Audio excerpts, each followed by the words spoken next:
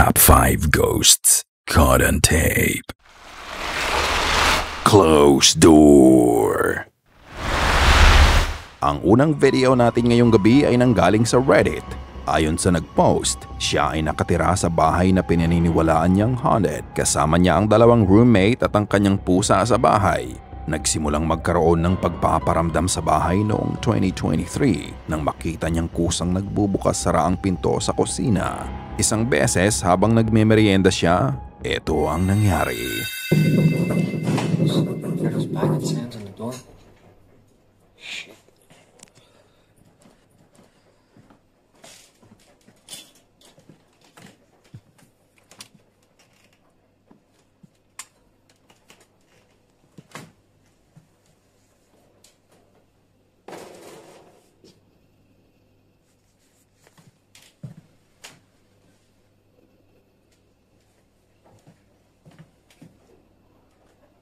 That is so fucked up. Close the door.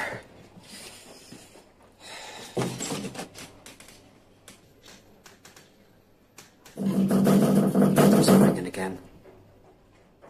Fuck.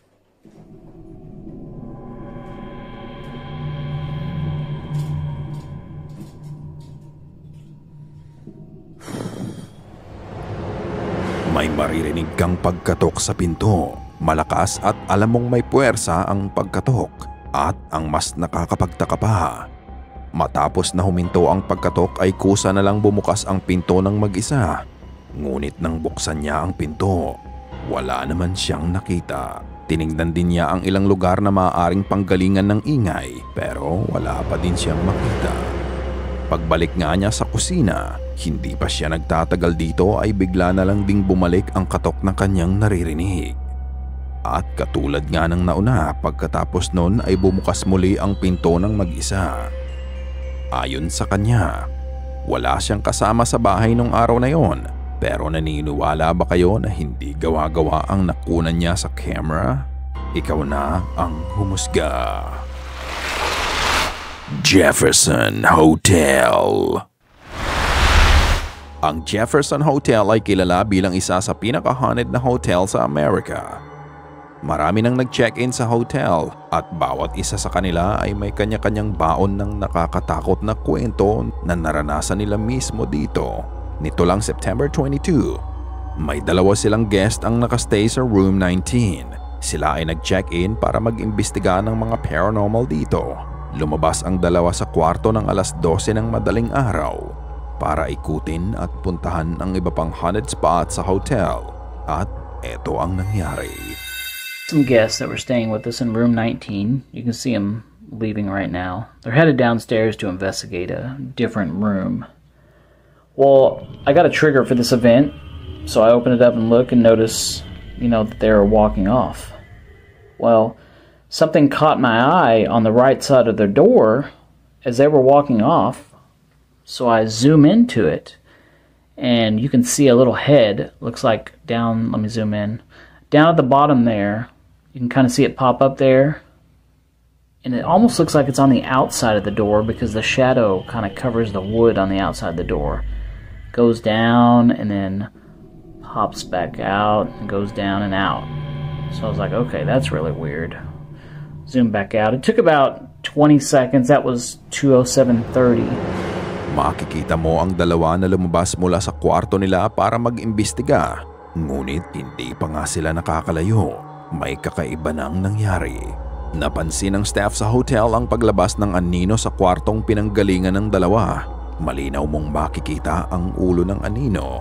Ang nakakapagtaka, wala namang ibang tao sa kwarto dahil pansamantalang umalis ang dalawang lalaking naka-check-in doon. So, is the thing they've been searching for has been with them all along inside the room? Is this one of the spirits that reside and haunted the hotel? Walang maibigay na explanation ng mga staff sa nasaksihan nila. Ito ang dahilan kung bakit binansagan ang Jefferson Hotel as one of the most haunted hotel in America. I think now we know why. Uranium Mine. Tatlong lalaki sa Uzbekistan ang nagdo-document ng ginagawa nilang mine exploration. Sa video na to, ang pinuntahan nilang abandonadong minahan ay dating major mining center sa bansa at uranium ang pangunahin nilang minimina dito. Hindi ito ang unang exploration nila. Bukod dito ay marami na silang napuntahan na iba pang minahan sa bansa. However, ito ang unang beses nila na may ma-encounter silang kakaiba at siguradong nagbigay ng kaba sa kanila. Sa dulo ng minahan, natagpuan nila ang isang balon. Pagsilip nga nila sa ilalim, ito ang kanilang naging karanasan. Ебать, пацаны. Ебать.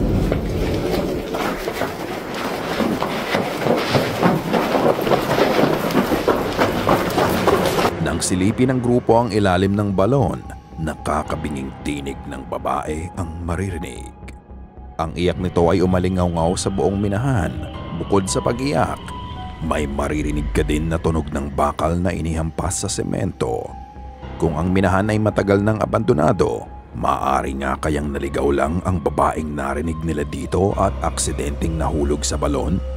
Ang isa pang maaaring explanation sa narinig nila ay ang kagagawan ng hayop na na-trap sa ilalim ng balon. Pero mas naniniwala ako na kung ano man yun ay kagagawan ng elemento o hindi kaya ay supernatural beings katulad ng skinwalker. Pagkadinig nga nila sa eerie cry, nagmadali na ding tumakbo palabas ang magkaibigan. So, what do you think? Ikaw na ang bahalang magpasya. Face outside the window. Bagong install lang ang CCTV ni Arky na nilagay niya sa kanyang kwarto ng araw na yon. Mag-aalauna na ng madaling araw. Patulog na sana siya pero chinek niya muna ang quality ng footage ng CCTV sa phone niya. What she captured that night really terrified her. It gave her goosebumps. Ito ang kanyang nakita.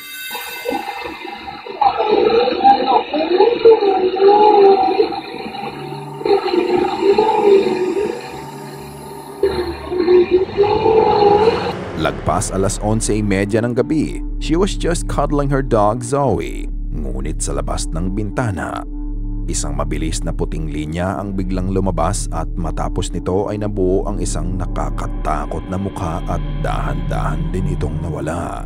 Ang mukha ay parang nakatitig lang sa kanya bago ito mabilis na naglaho. Pwede mong isipin na refleksyon lang to ng salamin sa bintana, but that's what makes it even more horrifying.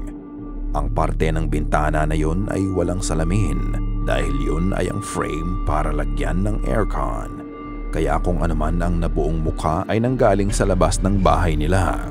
Ang mas nakakapagtaka pa, kasabay ng paglabas ng mukha ay boses na sinabing Zoe na katulad daw ng boses niya.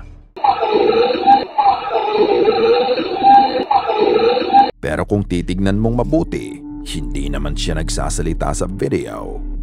Coincidence? Makalipas ang isang araw, nag-post uli siya ng slowed at zoomed in video nito. Tignan.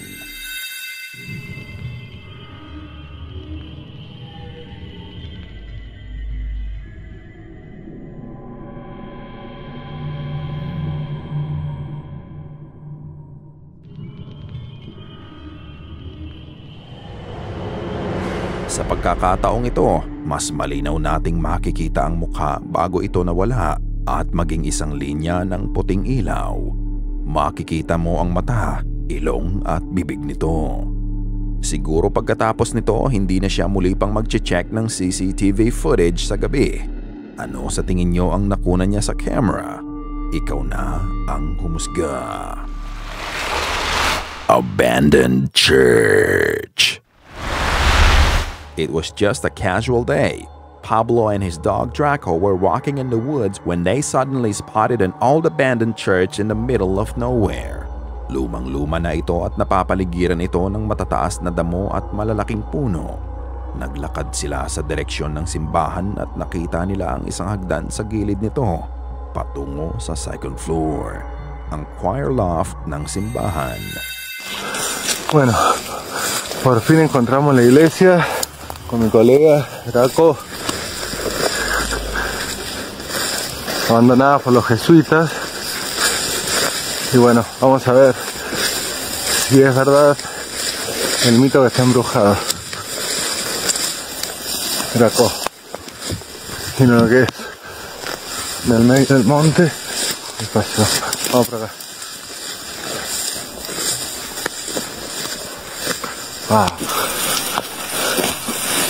Wow. Pequeña espina. Kayo, Draco. Kayo ka. Pinanik ng dalawa sa hagdan at pinasok ni Pablo ang loft. Pinakita niya ang altar sa ibaba, ngunit nang tawagin niya si Draco, dito na nagpakita ng kakaibang behavior ang aso. Sí, definitivamente se nota que era. Bueno, es muy baja la entrada.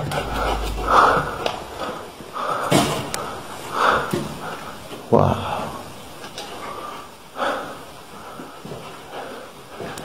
Draco, vení. Bueno, definitivamente no quiere entrar. Es por algo. Vení, Draco. Realmente me siento como bastante acelerado el pulso. Hay una energía definitivamente fuerte. Draco, vení, él me sigue todo. Vení, entra. Eso. No. For some reason, nasa labas lang ng pinto si Draco. Ayaw niyang pumasok sa loob ng simbahan na parabang may kinatatakutan ito. Maririnig mo din ang pag-iyak ng aso na parang may nararamdaman siyang something malevolent in the space. Tinawag siya ni Pablo. Pumasok sandali ang aso sa loft pero hindi ito nagtagal at lumabas din agad. Kung ano man ang nararamdaman o nakikita ni Draco sa loob ng simbahan, alam mong natatakot siya dito. Bigla na lang naging uneasy ang pakiramdam ng aso niya. Are there spirits lurking in this abandoned church? Ano sa tingin niyo? Unfortunately, wala na tayong naging update pa tungkol dito. Kaya kung ano man ang naramdaman o nakita ni Draco sa simbahan ay isang malaking misteryo na lamang. The hunting begins. Patulog na sana ang pamilya nang biglang may kakaibang nangyari sa loob ng bahay nila. Close by itself. Oh, hell no! Bro, what the fuck? Oh, hell no. You gotta go. Makikita mo ang asawa at anak ni Karma sa video. Maririnig mo ang takot at disbelief sa mga reaksyon nila. Ang kakaibang nangyari sa loob ng bahay nung gabi na yun ay ang kusang pagbukas at pagsara ng pinto nila sa kwarto. Hindi sila makapaniwala sa nakikita nila. Sa takot nga ng bata, napatago na lang ito sa ilalim ng kumot niya. Ayon kay Karma, wala silang ganitong activity sa bahay nung una. Ngunit ito ay nagbago nang bilhin nila ang second-hand couch 2 araw bago nangyari ang napanood nyo sa video. I was gonna explain like a little what happened with the video I posted and with the door and stuff. Like, we had got these new couches like just not even 2 days ago. And mind you, none of this shit was happening before the couches, right? So mind you, the couches are used. We didn't think nothing of it, you know, bought them and stuff. And then like later that night we were all sitting down, you know, playing the game and stuff, and then we started hearing like knocking. Like we hear knocking on the window, so I'm thinking it's somebody outside. We go to look outside, nobody's out there, so I'm like, okay, one of these bitches fucking with me. And then so I leave it alone, whatever, the knocks happen, and then I start hearing like knocking on the door. I go to the door, instantly look to the people, nobody's there. Open the door, walk around, nobody's there. So that's when we ran to the room. And from there, it was a few minutes before anything happened, but when I started recording, the door was already opening and closing, and then the lights kept going on and off. So we in the bed, and then the door just opened, and I'm just thinking of any explanation, like there's an intruder in the house, something. Nah, nobody behind that door. Ang sabi ng mga viewers niya, isang malaking pagkakamali ang nagawa nila. Nang makarinig sila ng mga ingay at katok sa labas ng bahay nila nung bili nila ang couch, binuksan ni Karma ang pinto para tignan kung sino ang gumagawa nito. At that very moment, Kung anuman ang espiritu o entity na naka-attach sa couch, pinapasok nila sa bahay nila nang pinagbuksan niya ng pinto ito.